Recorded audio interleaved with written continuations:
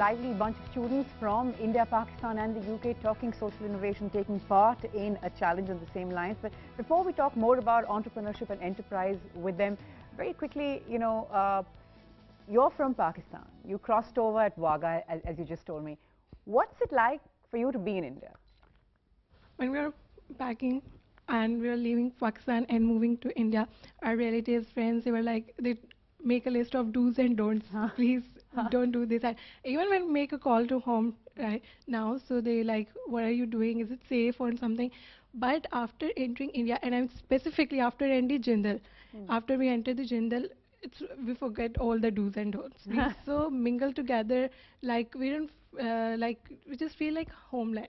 I'm loving India, and everything. Where like anytime if we have something to ask, we could just ask our fellows that are from the India, and we're like, we need this. Where are you? They say, okay, we are coming like this.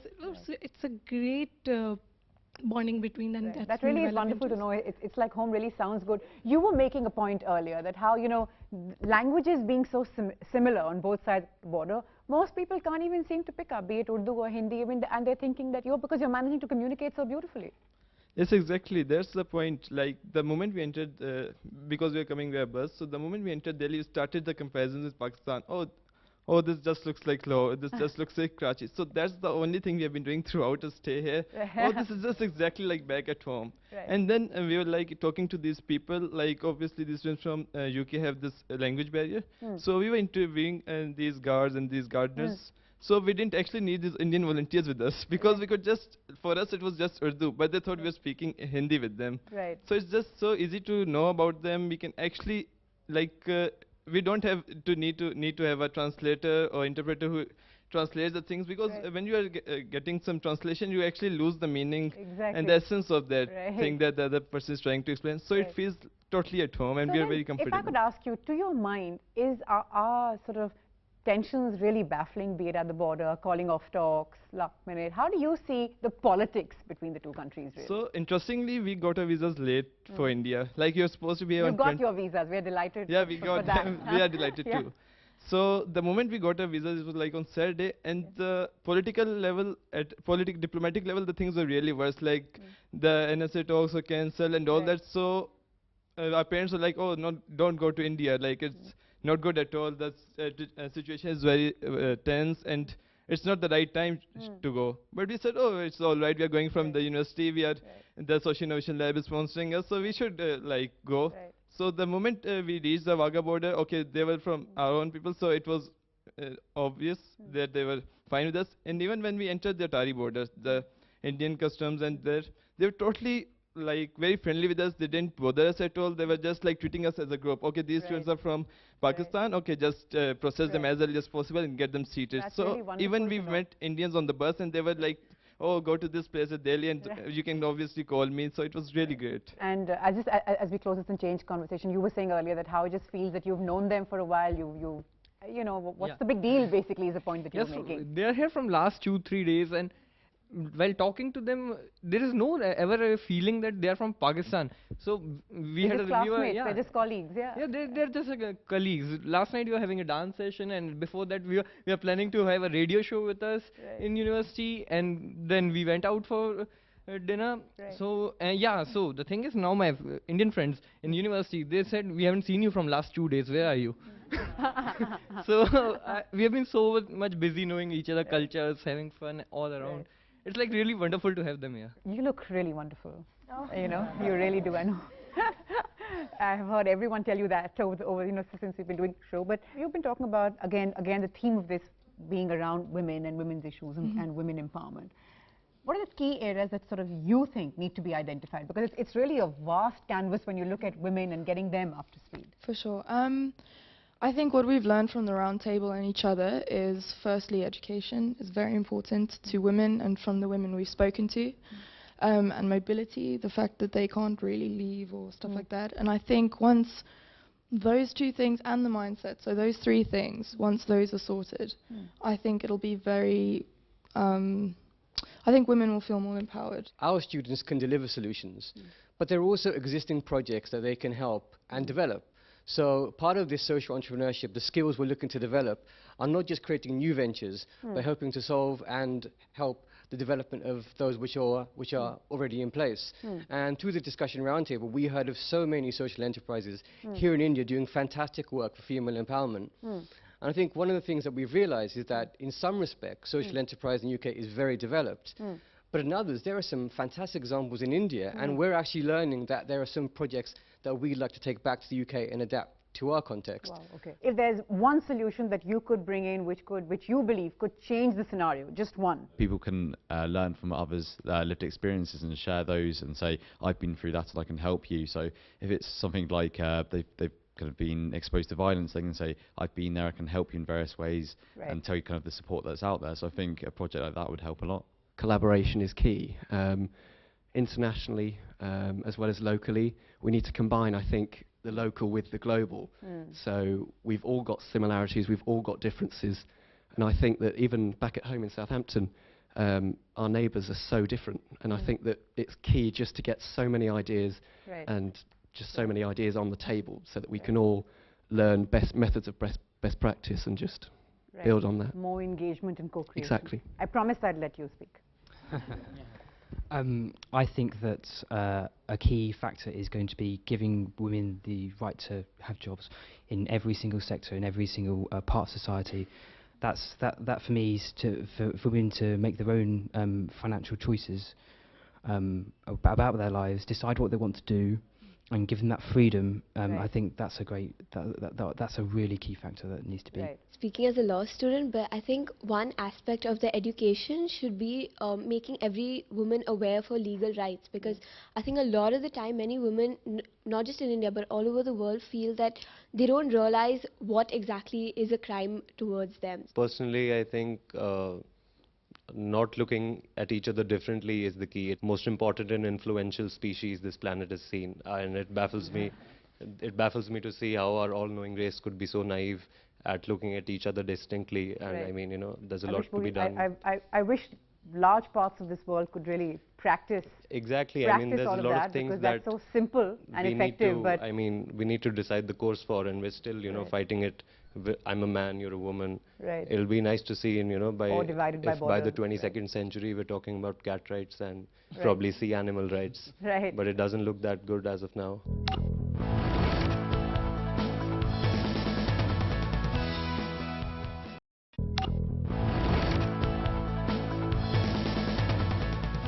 We are with a group of students from India, Pakistan and the UK, and they are not divided by borders at all. Instead, united by their desire to see a real change on the ground, united by their efforts and focus when we talk about social innovation here, in fact, for a social innovation challenge. Let's just hear from them right away. What do you believe is perhaps the kind of social innovation that can bring real change? That, of course, all that work that's being done when we talk about literacy when it comes for girls, or drinking water, or access to education. What are the kind of challenges that you've seen and the kind of holes that you believe need to be filled? Once we came here, we talked to a lot of housekeeping staff and gardeners and security guards, all of them who were females. And what we noticed was there are actually a lot of similarities and issues that India and Pakistan are dealing at the grassroots level, and they're similar, very similar. I feel to solve them effectively and in a very good manner, we should work together, and a more collaborative effort is required, because we are in the end dealing with the same kind of issues and problems. There is low literacy, women are not allowed to leave their houses for jobs, for education purposes. And just to change the whole mindset, that's not going to take a day, it's not even going to take a week, it's going to take years, but we need to start. How do you sort of use your experiences from what you've seen back home? You know, the vast advancements that have been made as far as the rights of women are concerned in the West. I mean, when you see that and then you see this, what do you believe sort of are the immediate focus areas, in your opinion and experience, that you believe need to be looked at? We've talked a lot about safety. That's been a really big one, particularly personal safety. And I think that's one, when we've kind of talked about it in class, that actually our students can relate to as much as the Pakistani students and the Indian ones. So there's been quite a big focus on that. We've talked quite a lot about transport in particular. There's some really interesting debates going on in the UK right now about whether or not we should have female-only train carriages, for example. So it's really interesting to draw the parallel of how that's been received in the UK versus here, where I believe you already have them. There are, of course, no quick fix solutions. But if we look at India, increasingly now, social enterprise is becoming reasonably mainstream, even if it's not there on the front burner. There are increasing number of youngsters saying, I want to do something. I'm not necessarily going after a typical job that's offered that my peers are going after. How much of this shift really is actually materializing into action on the ground? One thing I'll mention is that this is not business students. You'll look around. These aren't business students. These are students from all subjects. And I'm really seeing social innovation, social entrepreneurship as an area where we need all kinds of new ideas from all these different areas. And it's really exciting to me. I mean, the concept of social innovation, right, of bringing the entrepreneurial, the creativity, and innovation into solving a social problem. And yeah, I see a lot of potential for this in India and across the world. I think that's what we're seeing. Absolutely. And the stage is just right because we're being told that now, as far as entrepreneurship and enterprise is concerned, India is just buzzing and is, you know, the new Silicon Valley is going to emerge from here in Bangalore. We'll, of course, leave that for another debate. But now if I could ask you, when we talk about safety, now safety for women, of course, has been really on the front burner in the country. We've been seeing, you know, how society in India especially has come out on the streets, agitating, saying we need to do more. But at the same time, questions are raised on what happens when people sort of go back to the comforts of their homes. How much do they forget? Do they actually want to go out there, get their hands dirty on a day-to-day basis for change? How do you see it? So I live in Gurgaon, so I have been I go through this daily process of transportation Ground and zero, safety. really, in Yes. Gurgaon, yeah. So and being part of this challenge, and I'm a law student, but since we all are from different backgrounds, but all of us have actually we want to share our experiences, we want to learn from the experiences from different countries, and together we actually want to work on what we are learning. And because what is the point of this education and knowledge if we are not able to share it with the rest of our country and the women who are not aware of their rights? If they are able to make use of what we can provide to them, if we can come out with any sort of outcome from this challenge, I think that is going to be a big contribution to my country from my behalf. Right, undoubtedly, really. Jeremy, I'll just get a quick intervention from you on this. What do you believe is the role that governments, investors, entrepreneurs, society can play to encourage ideas of this kind? Yeah, great question. On Monday, we did a roundtable discussion in collaboration with the British Council, and a key theme that kept coming out over and over is the collaboration is key. And I think that is absolutely critical, that these different sectors can come together around this social problem and use their different perspectives and try to co-create a new kind of solution. In recent years, it's often been said that, well, I'll talk about the example of India, that's where my experience comes from, that there hasn't been enough focus really on a social enterprise, that we haven't looked at something like social enterprise closely. All the media headlines have been basically X does an MBA and goes to IIT, goes to a top, basically studies engineering, then goes to a top management institution and gets this great 7-figure salary, and the headlines have been taken by that, perhaps prompting an entire generation then, or at least vast numbers to follow that. So if I were to try and get inside your head and say, what is it that's making increasing number of youngsters try and break away from that, saying that all that's well, and perhaps we'd like to well too, but there's actual real change that we also want to affect? How would you explain it? I think it comes down to what drives people of my age to choose a particular kind of job. I think that if you go back about 5 or 10 years ago, the real incentive or the real desire amongst students of my age was to get those high-paying jobs, to be seen in the same light as perhaps the top professionals around the world, the people who were earning those big salaries. But I think that at the moment, and this is something that I've seen with myself and in people in my batch in college, they're the only people I can speak for, we increasingly are realizing that instead of going for the jobs that pay you a lot, you'd rather go after a job that gives you satisfaction and you know you're doing what you really love doing, as opposed to making all the money, because you know that at the end of the day, that doesn't really give you the long-term satisfaction. And There are a lot of people. I'm sorry to interrupt, but I find what absolutely incredible about that is that kind of realization used to usually hit people in their 40s or 50s. So it's really, I mean, this is a shift. I mean, I really think this is a shift because increasingly, when you look at our social, innovators or those doing exciting things, they're looking at people a certain age and you're stepping back and saying, wow. I mean, this is incredible, and exactly for what you're saying. I'm sorry, carry on. Yep.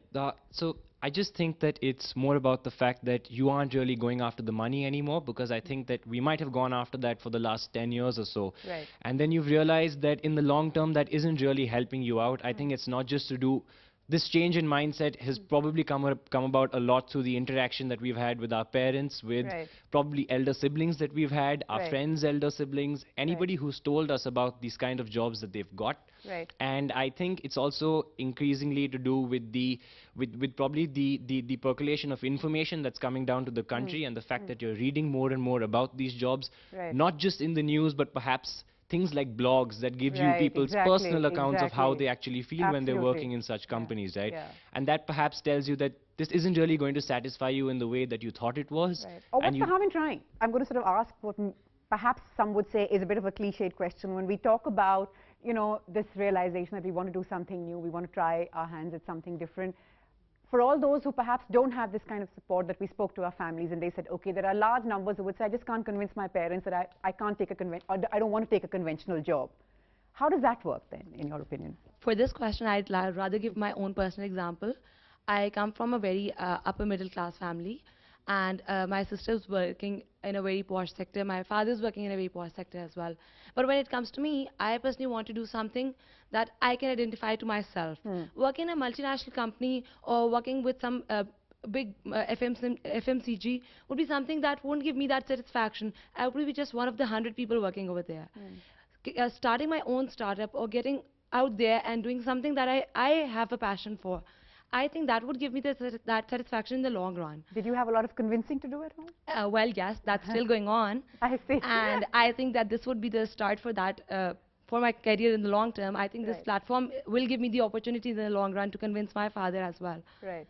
So I think all that you need is the passion, and I think all that you need is the energy and the motivation to drive yourself, because this is the age and this is the time where you can give all your energy and all your dedication to that one passion that you have. We spoke briefly about how the UK is now a global leader when we talk about social enterprise. Of course, it's also got a head start. You can't really put India, Pakistan and the UK in the same boat. But how do you believe students like yourself, with that background, with that experience and with that knowledge of how things have worked in your country, come and guide those here who are trying to actually make a change? How can you draw from that experience to effect change here?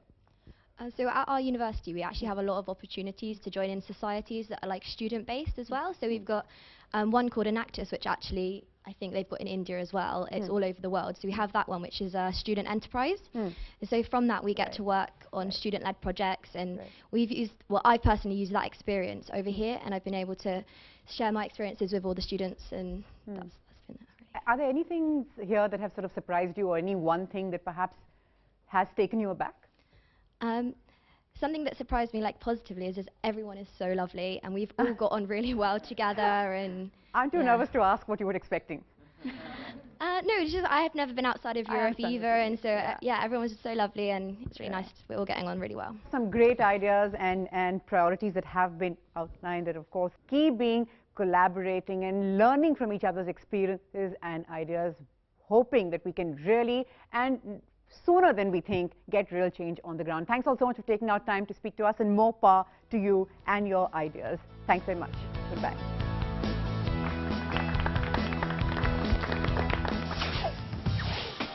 The social challenge of empowering women through safer communities brought together students from India, Pakistan and the UK for a first-of-its-kind event, the International Social Innovation Challenge.